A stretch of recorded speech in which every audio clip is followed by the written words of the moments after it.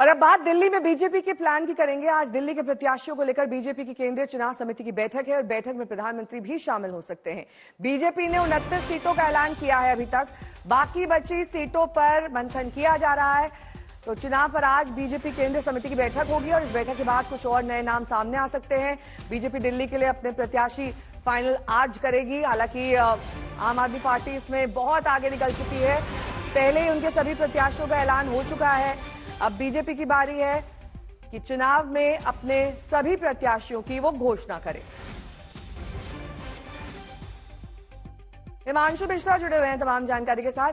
हिमांशु, थोड़ा लेट नहीं होता जा रहा है ये? बीजेपी आखिरकार इतना विलंब क्यों कर रही है? आज बैठक होनी है, अब से महज कुछ ही दिन रह गए हैं, जब वोटिंग होगी चुनाव होगा, 1 महीना भी नहीं रह गया है। क्या है इस विलंब की वजह?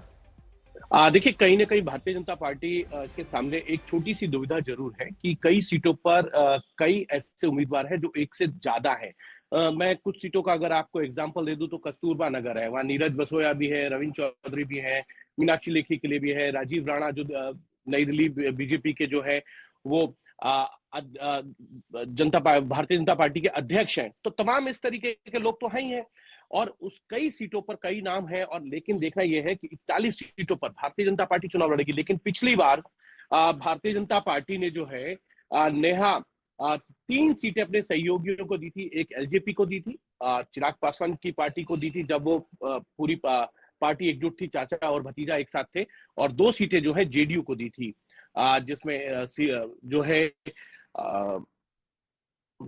बुराड़ी की सीट थी और संगम विहार की सीट थी और दिलशाद गार्डन की सीट जो है वो एलजेपी को दी थी। तो 3 सीटें उन्होंने अपने सहयोगियों को दी थी। इस बार भारतीय जनता पार्टी के जो प्रदेश अध्यक्ष है वीरेंद्र सचदेवा, उन्होंने पहले ही घोषणा कर दी है कि हम अपने सहयोगियों को सीट नहीं देंगे, नहीं तो नुकसान हो जाएगा, उनका उतना जनाधार नहीं है। वीरेंद्र सचदेवा ये बात कह चुके हैं। अब देखना यह है कि क्या केंद्रीय नेतृत्व भारतीय जनता पार्टी का जब आज अंतिम रूप देगा अपनी सूची को, 41 उम्मीदवारों के नाम को लेकर चर्चा होगी, क्या अपने सहयोगियों को भी टिकट देगा।